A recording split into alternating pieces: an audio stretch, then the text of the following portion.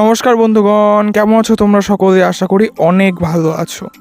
আজকে ছিল বন্ধুর বোনের বিয়ে, তারপরে সন্ধে হতেই সকলে মিলে রেডি হয়ে চলে এলাম বিয়ে বাড়িতে। এই দেখো আমি আর আমার বন্ধুগণ কত সুন্দরভাবে চকচকে হয়ে সব এসছে। সে বিয়ের মণ্ডপ, ওখানে কনে বসেছিল, কিন্তু বর চলে আসায় কনে এই ট্রান্সফার হয়ে এইখানে এসে চুপচাপ দাঁড়িয়ে আছে। তারপরে চলে এলাম খাওয়া দাওয়া করতে, কিন্তু অনেকক্ষণ পরে এসেছিলাম। তারপরে চলে এলো পাতা, সঙ্গে টিস্যু, সমস্ত কিছু।